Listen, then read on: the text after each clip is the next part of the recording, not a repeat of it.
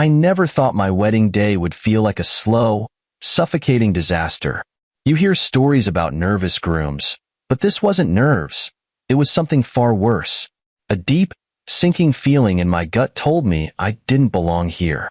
And judging by the whispers, the judging stares, and the outright sneers from the high society guests filling the grand ballroom, they thought the same. I stood at the front of the lavish venue, under a chandelier that probably cost more than I'd made in my entire life. The walls gleamed with gold accents. Waiters in crisp, black uniforms carried trays of champagne, and a string quartet played softly in the background. It was the kind of wedding you'd see in a magazine. Except the groom looked like an outsider. That groom was me. My wife, Camille, was breathtaking in her designer gown, her brown eyes sparkling under the lights.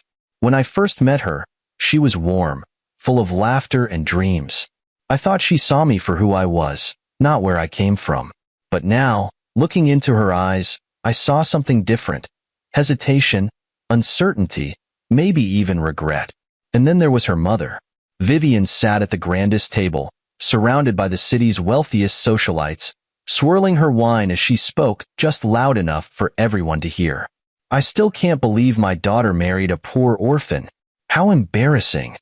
Laughter rippled around her table. Not the joyful kind, the cruel kind. The kind that tells you you're the joke. My hands clenched under the table, but I said nothing. What was I supposed to do? Ruin my own wedding by causing a scene? I looked at Camille, waiting for her to defend me, to shut her mother down, to show the woman I loved was still on my side.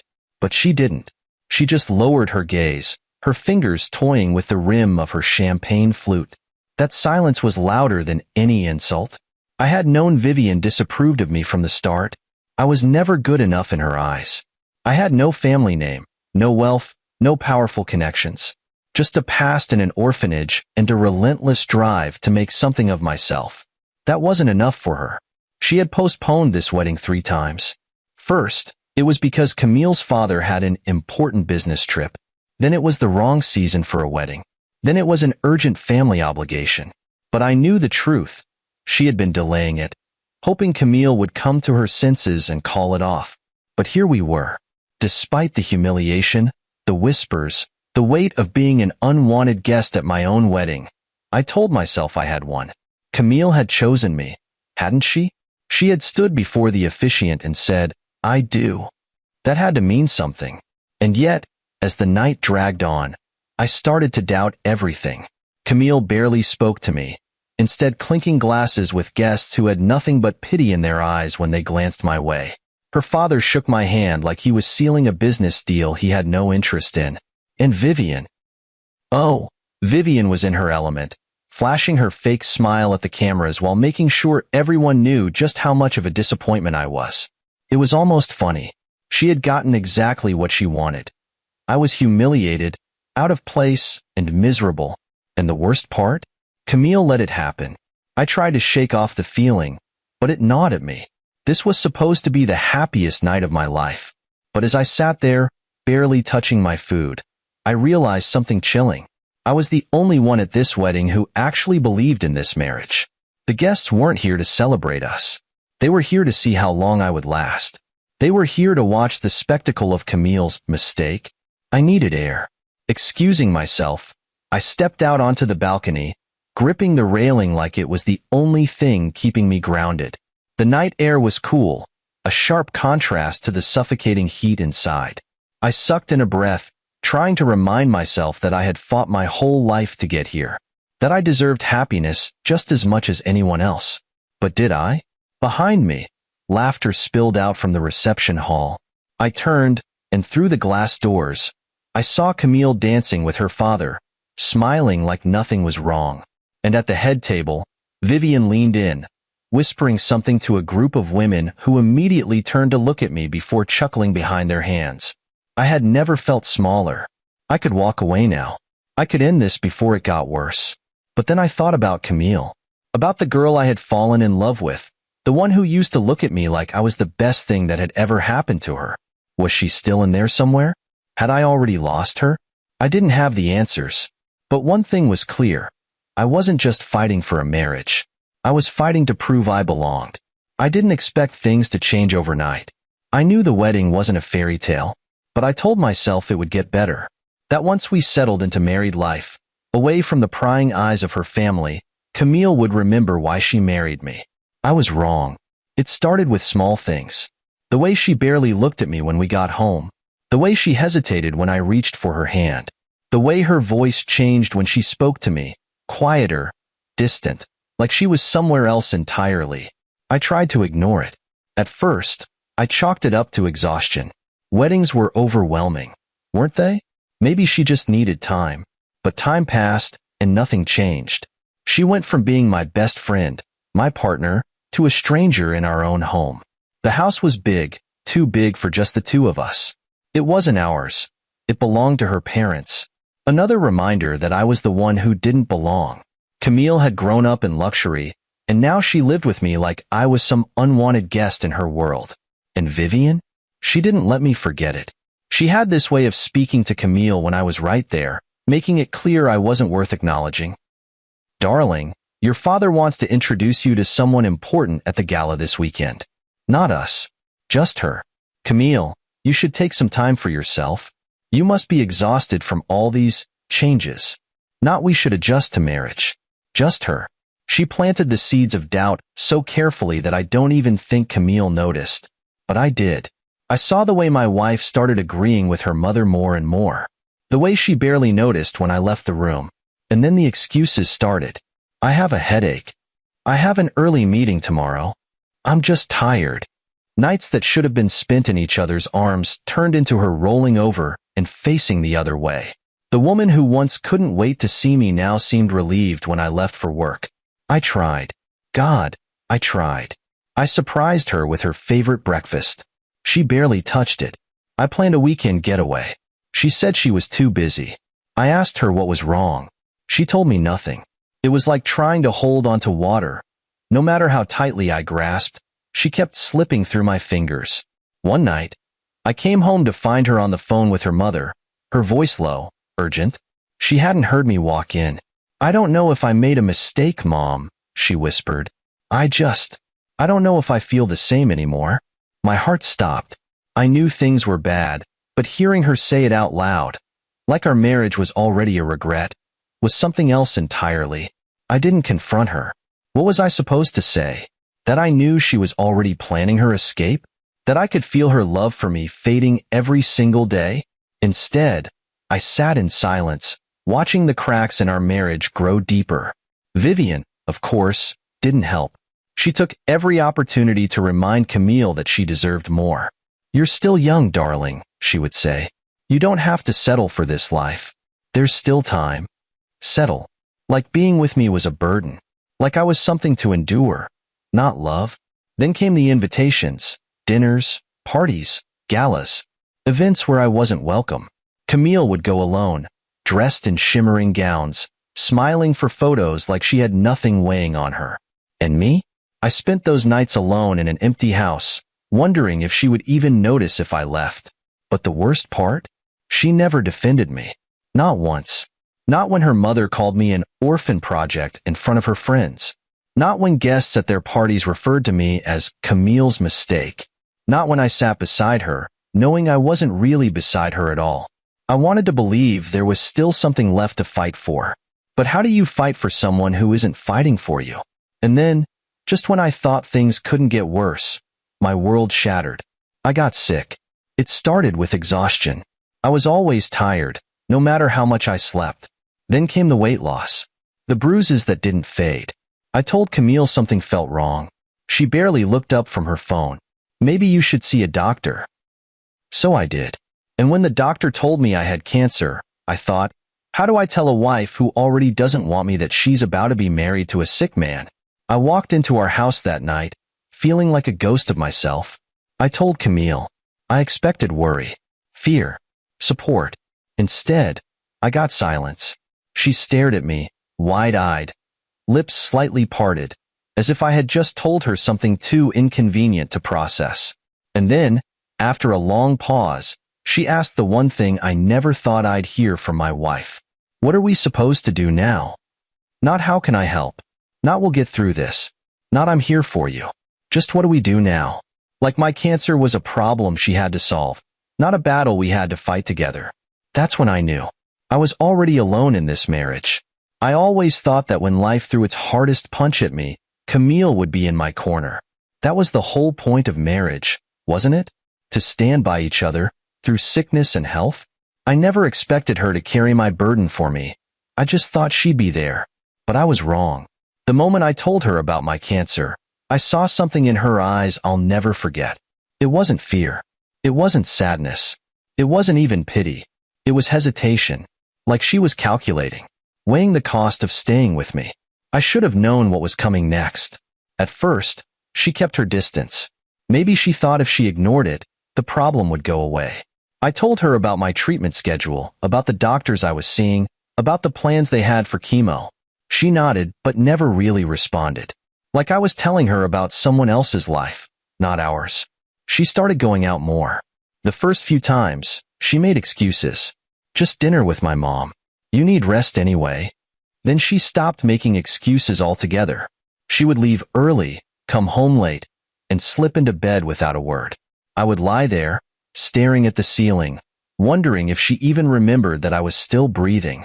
I told myself she was just overwhelmed, that maybe she didn't know how to handle this, that maybe if I gave her time, she'd come back to me. Then, one night, I woke up to find her side of the bed empty. I sat up, heart pounding. I checked my phone. No message. No missed calls. I waited. 2 hours. 4 hours. The sun started to rise, and I finally heard the front door open. I got up, my body weak from exhaustion, from stress, from the damn cancer eating me alive. She was standing in the kitchen, heels in her hands, looking like she'd rather be anywhere else. I didn't even have to ask. She wasn't coming home late. She just wasn't coming home at all. Still, I tried. God, I tried. Camille, I said, my voice barely above a whisper. Where were you? She looked at me like I was the one who had done something wrong. I was with my mother, she said, her tone clipped, her shoulders tense. You were with her all night? She rolled her eyes. Leo, I don't need to report my every move to you. I felt something inside me crack. I have cancer, Camille. The words felt heavy in my mouth, like I was reminding her of something she had already chosen to forget. I'm fighting for my life, and I don't even know where my wife is half the time. For a second, I thought I saw guilt flicker in her eyes. But then she sighed, like this conversation was an inconvenience, like I was an inconvenience. I don't know what you want from me, she said, brushing past me. I can't be your nurse, Leo. I didn't sign up for this. And that was it. That was the moment I knew I had already lost her. She started staying at her mother's house more and more, claiming she needed space, that she needed to think. I begged her to stay. I wasn't too proud to admit it. I pleaded. I told her I needed her. I told her we could get through this together. She just stared at me, her expression unreadable. And then she left. Not forever. Not yet. But every time she walked out that door, I knew she was one step closer to making sure she never had to walk back in. Then, one night, I woke up to an empty house. No note, no text, nothing. She was gone. I sat on the couch, staring at the front door, willing it to open, telling myself she'd come back, that she was just scared, that she needed time. But the hours passed, and the silence in that house grew heavier and heavier. And then I saw the email. I don't know why I checked. Maybe I already knew deep down. It was from Camille. 2 sentences. I'm sorry. I can't do this. That was it. That was my goodbye. I sat there, staring at the screen, my hands shaking. She left me. She left me when I needed her the most. She left me to fight for my life alone. I wanted to scream, to break something, to make her feel the way I felt in that moment. But I didn't. I just sat there, empty. I don't know how long I stayed like that. Maybe hours. Maybe days. I didn't have anyone to call. No family. No lifelong friends. Just me. And the cancer. And the weight of knowing that the woman who once swore to love me in sickness and health had walked away the moment things got hard. I should have been angry. I should have hated her. But all I felt was broken. Because now, for the first time in my life, I was truly, completely alone. People say that in your hardest moments, you find out who truly cares about you. I had always thought that meant Camille, that she would be the one sitting beside me at the hospital, holding my hand, wiping my tears. But I learned the truth in the cruelest way possible. I had no one. After Camille left, I had two choices: let the cancer win or fight back alone. I chose to fight. The day after she abandoned me, I sat in the sterile hospital room, staring at the chemotherapy drip attached to my arm. The machine beeped steadily, a constant reminder that my body was waging a war against itself. Everywhere I looked, I saw families. Husbands holding their wives' hands, parents comforting their sick children, friends showing up with food and blankets. And then there was me, just another nameless patient in a chair, trying to survive without a single person to lean on. The doctors were kind, but kindness didn't erase the loneliness. The nurses checked on me, but they had dozens of patients to care for. No one sat beside me for hours. No one whispered, "You're going to be okay." I was a ghost before I was even dead. At first, I thought I could handle it. I had spent my childhood in an orphanage, hadn't I? I knew how to survive without love. I had built myself up from nothing. This was just another battle. But I had never fought a battle like this before. Chemotherapy wasn't just exhausting. It was soul-crushing. My body felt like it was rotting from the inside out. The nausea was unbearable. Food became my enemy. My muscles ached as if I had been in a brutal fight, except the punches came from my own cells. And then my hair started falling out. I thought I was prepared for it. The doctors warned me. But when I looked in the mirror one morning and saw clumps of hair on my pillow, something inside me cracked. It wasn't just hair. It was proof that the old me, the man Camille had married, the man who once believed in love, the man who thought he had a future, was disappearing. I stopped looking in the mirror after that. I had no one to help me at home. The house that once felt too big for two now felt suffocating with just me. The kitchen was filled with untouched food I no longer had the energy to cook. The bed was colder than ever, not just because Camille wasn't in it, but because my body was constantly shivering from weakness. Bills piled up. Hospital forms I didn't understand cluttered the table. The insurance covered some treatments, but not all. I had savings, but they were dwindling fast. I needed money. So I did what I had to do. I worked. Between chemo sessions, I dragged myself out of bed and went to my old job at a small pharmacy.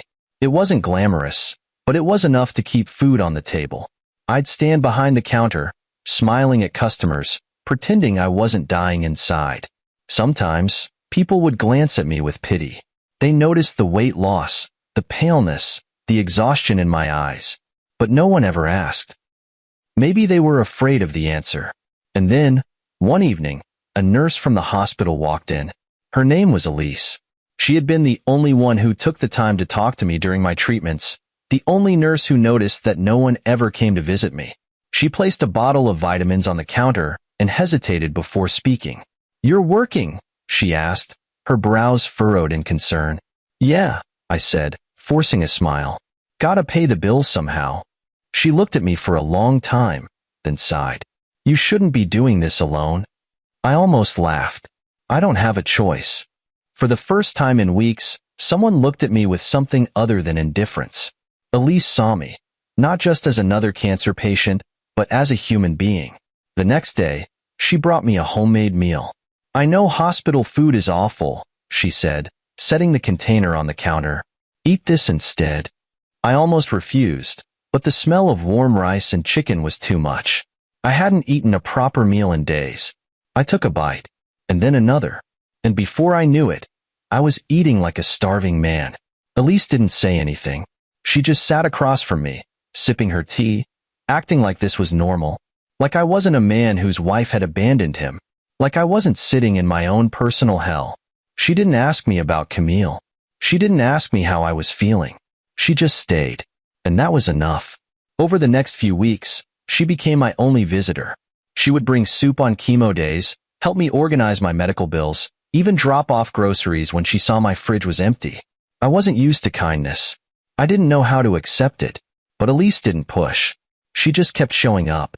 One day, I asked her why. She smiled. Because no one deserves to go through this alone. I wanted to tell her I was fine, that I had been alone my whole life and survived just fine. But for the first time, I wasn't sure if that was true. I still had no family, no wife, no home filled with love.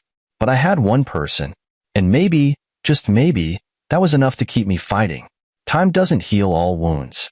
Whoever came up with that lie clearly never had their life ripped apart by the person they trusted the most. Months passed. The chemotherapy took its toll, stripping me down to my weakest, but I refused to break. I had fought for myself my entire life. I wasn't about to stop now. The treatments were brutal. The side effects were relentless. But I survived. By the time the doctors told me I was cancer-free, I should have felt relief, maybe even joy. But all I felt was exhaustion. Survival wasn't the same as living. I had won the battle, but the war had left scars no one could see. I walked out of that hospital with nothing. No wife, no family, no home that felt like mine. But I had a second chance. And this time, I wasn't going to waste it. I threw myself into rebuilding my life. I moved out of Camille's family home. There was no way I could keep living in a place filled with ghosts. I rented a tiny apartment, barely furnished, barely big enough, but it was mine. I got back to work. Not just at the pharmacy, but in something bigger. I had spent months watching people struggle through their treatments alone, just like I had. People who had families that abandoned them. People who couldn't afford the help they needed. I started working with a local charity, connecting patients to resources, fighting for better treatment options. It gave me purpose. And then there was Elisa's brother, Damien. He had been watching me, pushing me to think beyond just surviving. "You're smarter than this, Leo," he told me one day. "You have a voice. You've been through hell, and you came out on the other side. Use that." I didn't know what he meant at first, but he saw something in me that I didn't yet see in myself. With his help, I started building something. A business. A foundation. Something real. For the first time in my life, I wasn't just scraping by, I was thriving. And that's when she came back. I had almost convinced myself Camille was just a bad dream, that she was a chapter one had closed for good. Then, one evening, I walked into a cafe for a meeting and froze. She was there, sitting at a corner table, staring at me like she'd seen a ghost. For a second, neither of us moved. Then she stood up, smoothing her dress, her fingers trembling just slightly. "Leo," she breathed, almost like she couldn't believe it was really me. I didn't answer. I just stared, because she looked exactly the same. Perfect hair, flawless makeup, designer clothes. But something was different. The confidence she used to wear like armor was cracked. There was something desperate in her eyes. I should have walked away. I should have ignored her, let her sit there drowning in whatever regret had finally caught up with her. But I didn't, because deep down, there was still a part of me that wanted to know. Why? She motioned to the chair across from her. "Please," she said softly, "just 5 minutes." I sat, not because I wanted to, but because I needed to hear whatever excuse she had prepared. She swallowed hard, glancing down at the table before meeting my eyes again. I heard about everything," she said. "The treatments, the foundation, what you've built." I leaned back, crossing my arms. "And?" She flinched at the coldness in my voice. And I liked that, because I wanted her to feel even an ounce of what I had felt when she left me to die alone.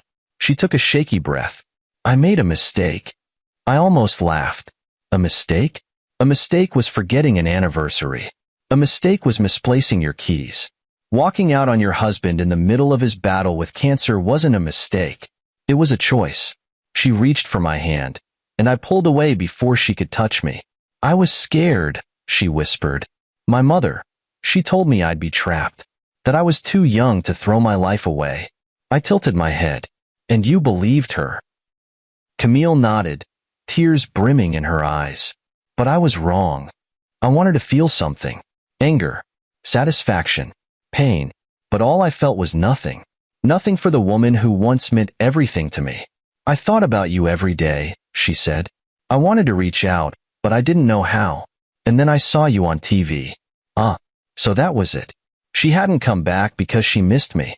She had come back because she realized I wasn't the broken man she left behind. I was someone now, someone successful, someone respected, and suddenly, I was worth something again. I exhaled slowly, shaking my head. You want forgiveness? She blinked, nodding rapidly. No, I said simply. She inhaled sharply, as if I had just slapped her. I fought for my life, Camille, I continued. Alone. I clawed my way out of hell while you sat in your perfect little world, pretending I didn't exist. Tears slid down her cheeks.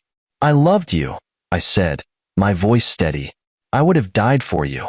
And you left. She opened her mouth to speak, but I held up a hand. I'm not angry anymore, I said. Not because I forgive you, but because you don't matter to me anymore. Her lip trembled. Leo, please. I stood.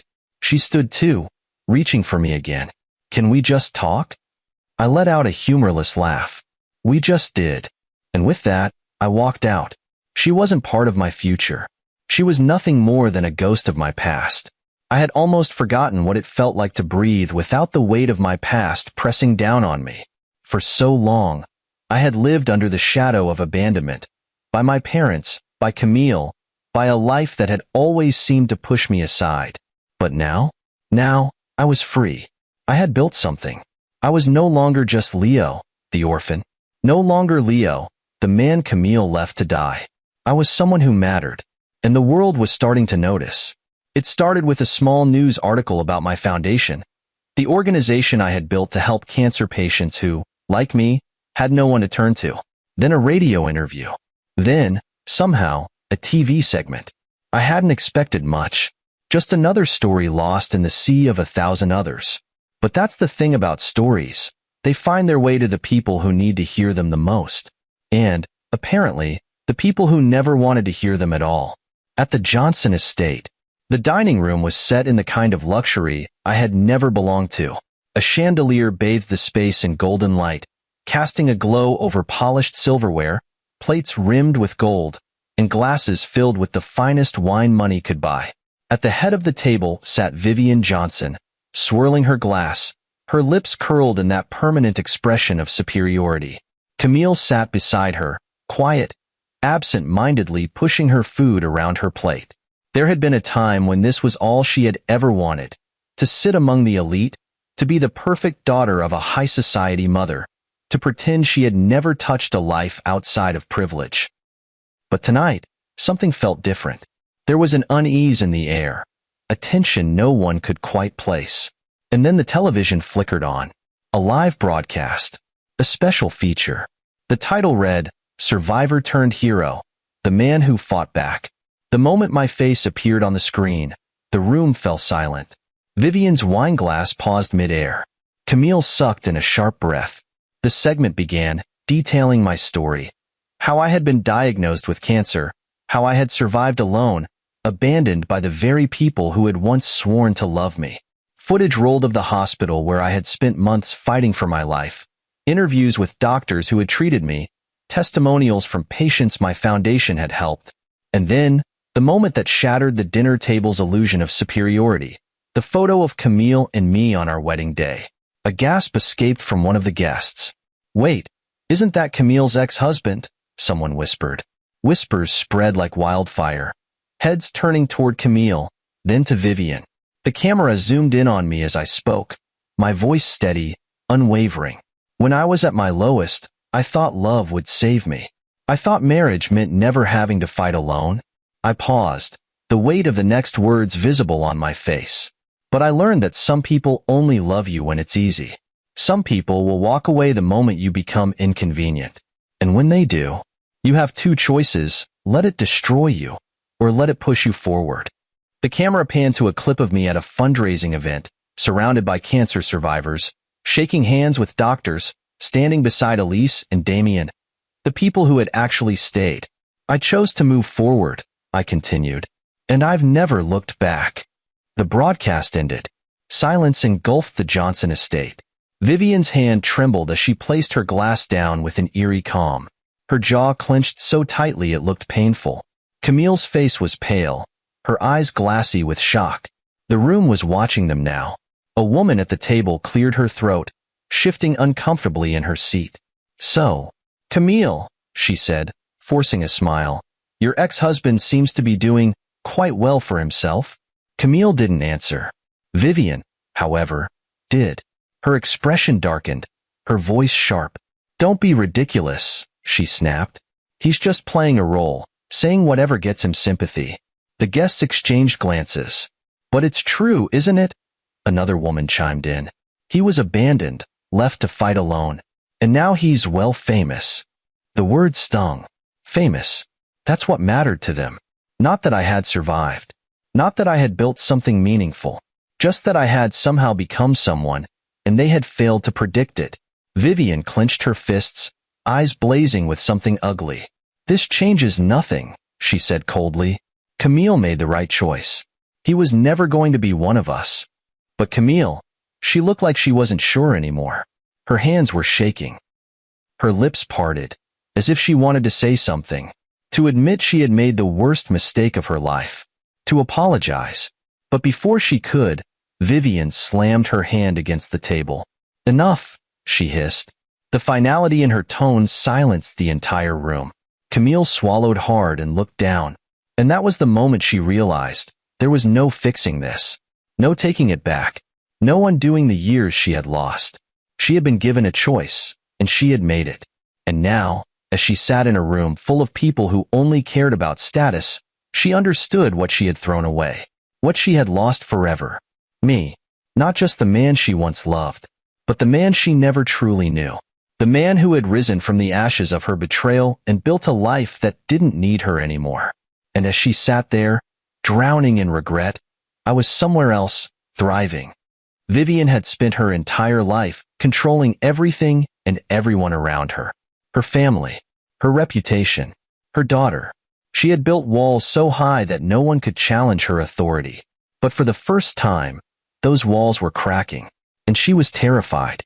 After the disastrous dinner, she stormed into her private lounge, slamming the door behind her. The whispers from the guests still rang in her ears. Did you see the look on Camille's face? I never knew the full story. She left him?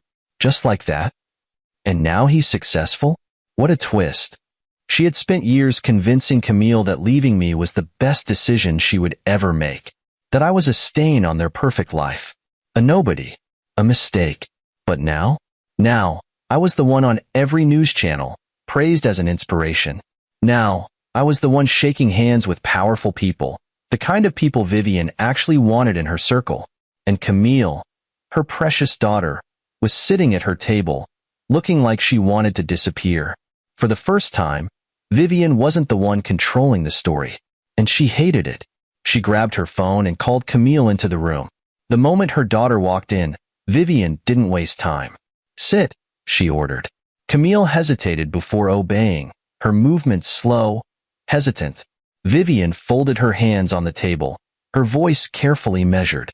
I need you to listen to me, Camille, and I need you to understand. Camille looked away. Vivian's jaw tightened. That man, Leo, he's manipulating people. He's using his sob story to make everyone feel sorry for him. Camille let out a slow breath. Mom, don't. Vivian cut her off. You're not thinking right now. You're feeling. And that's exactly what he wants. Camille's fingers curled into fists. He didn't want cancer, Mom. He didn't ask to be abandoned. Vivian's face hardened. And yet, somehow, it worked in his favor, didn't it? That was the real problem. It wasn't about me being sick. It wasn't about me being left alone. It was about the fact that I had survived without them. And worse, I had thrived. Vivian's voice dropped lower, colder. Do you honestly think he's doing all of this out of the kindness of his heart? Please, Camille, open your eyes. He's using his story to make people pity him. Camille flinched, but this time, she didn't look away. I saw his interview, Mom, she said quietly. He never mentioned my name. Not once. He didn't say anything bad about me. He didn't even acknowledge what I did to him. And that was what haunted her the most. Not that I had dragged her name through the mud. Not that I had made her the villain. But that I had erased her entirely. As if she was nothing more than a minor detail in a story that didn't belong to her anymore. Vivian leaned forward, eyes sharp. That's exactly my point, Camille. He's rewriting history. Pretending he got here all on his own? Camille shook her head, voice tight. He did get here on his own. Vivian's fingers dug into the table. And what does that make you, Silence. Camille's lips parted slightly, her shoulders tensing. Because she already knew the answer. A coward. A deserter. The woman who walked away. Vivian saw the hesitation, the cracks forming in Camille's guilt, and pressed harder. Do you really think people will forget what you did? She continued. Do you think they'll look at him and not wonder about you? They'll see his success and ask, who was the wife who abandoned him when he needed her the most? And your name will be right there, Camille. You can't escape it. Camille's face paled. That was the final blow, wasn't it? Not just that I had moved on. Not just that I had become something without her, but that her actions had permanently attached her name to my success. And no matter where she went, no matter who she met, that stain would always follow her. Vivian exhaled slowly, softening her tone. There's only one way to fix this, Camille. We get ahead of the story. We control the narrative before it controls you. Camille looked up, confused. Vivian leaned back in her chair, a slow, calculating smile creeping onto her lips. We get him back. Camille recoiled. What? Vivian waved a hand dismissively. Not because you love him, but because we need him. If you two reconcile, the media will turn it into a fairy tale. A redemption story. The wife who returned to the husband she never stopped loving. No one will judge you for leaving if they believe it was only temporary. And Leo? She smiled. He's still a man. A man who was once in love with you. If you make him believe he can have you back, you'll have him wrapped around your finger. Camille's stomach twisted. She had done terrible things in her life. But this felt worse. She shook her head. Mom, I can't. Yes, you can, Vivian interrupted. Her voice smooth, convincing. Do you want to be the woman who lost her husband to cancer and then watched him become a star? Or do you want to be the woman who stood by him and earned the world's forgiveness? Camille clenched her jaw. It was tempting. So damn tempting. But then she remembered the way I had looked at her in the cafe. The cold, detached way I had walked away. For the first time, Camille realized something she had never considered before. I didn't love her anymore. And no matter what she did, no matter how hard she tried, she was never getting me back. Vivian saw the hesitation and narrowed her eyes. What? What is it? Camille exhaled, finally meeting her mother's gaze. He doesn't want me, Mom. Her voice broke slightly, the reality finally sinking in. Leo doesn't want anything to do with me. Vivian's expression flickered. And then, for the first time in her life, Vivian felt fear. Because that meant she had lost. Completely. And she had no idea how to live with that. I should have known she wouldn't give up so easily. People like Vivian didn't just lose. They didn't just sit back and accept defeat. They manipulated. They schemed. They found ways to twist reality until it worked in their favor. And Camille? She had spent her whole life under her mother's influence. She didn't know how to not listen to her.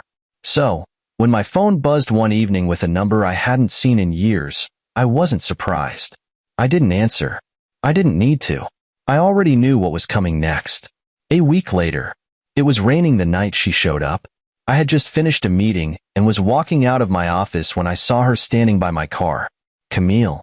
She was wearing a long beige coat over a sleek black dress, her hair damp from the drizzle, her arms wrapped around herself. She looked like she had been waiting. I sighed. I could have ignored her.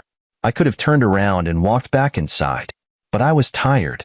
Tired of running from a ghost I had already buried. So I approached. Slowly.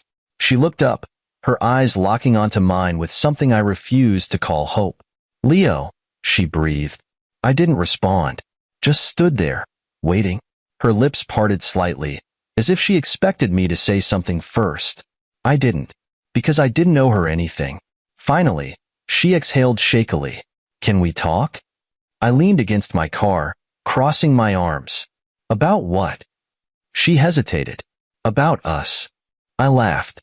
Not because it was funny, but because the audacity of it all was so absurd I didn't know what else to do. Us? I repeated. Camille, there is no us. A flicker of something crossed her face. Hurt? Embarrassment? I didn't care. She swallowed hard, shifting slightly on her feet. I made a mistake. I raised an eyebrow. You made a choice. She flinched. I know. Silence stretched between us. I should have left it at that. Walked away, gotten in my car, and driven off, leaving her standing there like she had once left me. But a part of me wanted to hear it. Wanted to hear her say it. So I waited. Camille took a deep breath, her voice softer now. I was scared. I almost rolled my eyes. Scared of what? That I would die? That you'd have to actually be a wife? She winced. That I'd lose myself. That made me pause.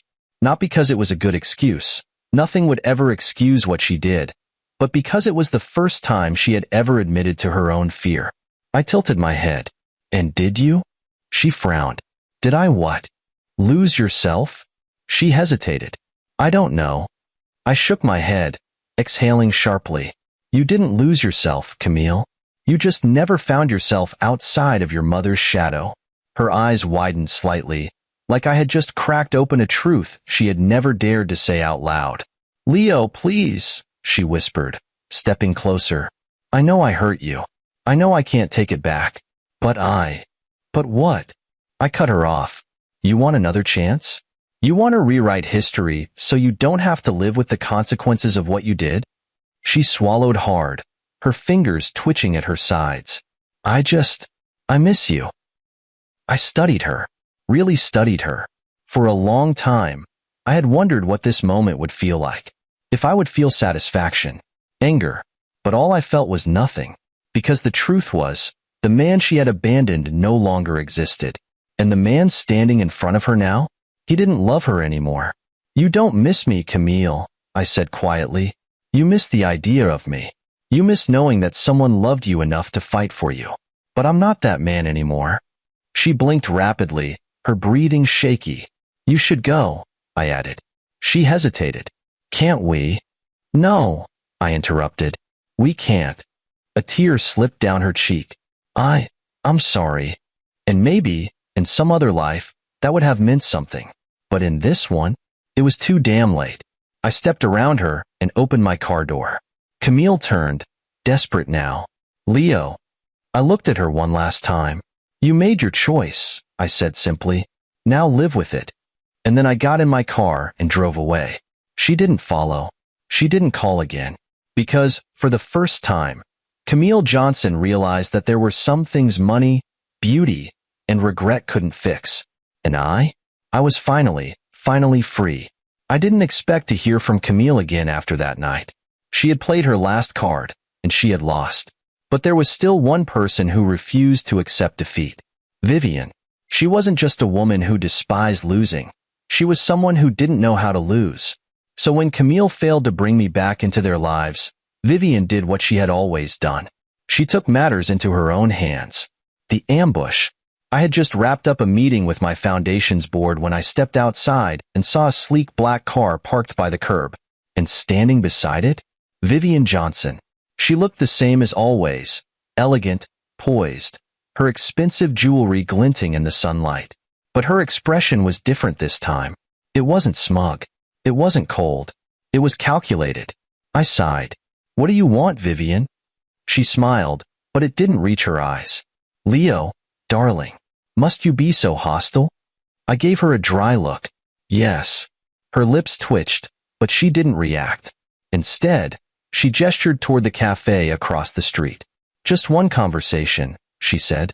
You owe me that much, don't you? I let out a sharp laugh. I don't owe you anything. She tilted her head. Perhaps. But this is a business opportunity. That got my attention. Not because I cared about her money, but because I knew Vivian. She wasn't here for small talk. She wasn't here to apologize. She was here because she needed something. I exhaled through my nose, glancing at my watch. Fine. 10 minutes. Her smile widened like she had already won. But she hadn't. Not yet. The offer. We sat across from each other, coffee cups untouched between us.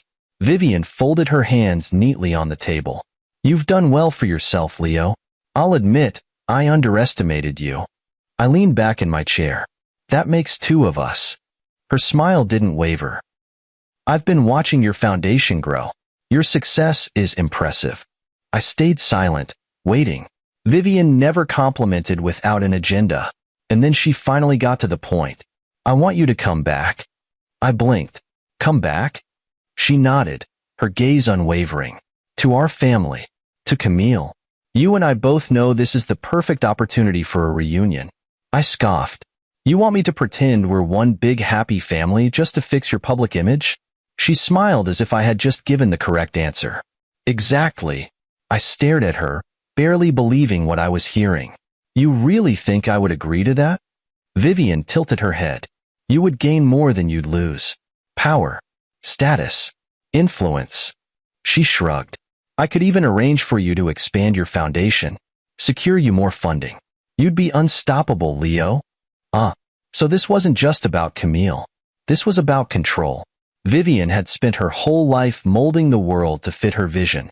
And now that I had risen from the ashes, she hated that I wasn't under her thumb. She wanted me back in my place.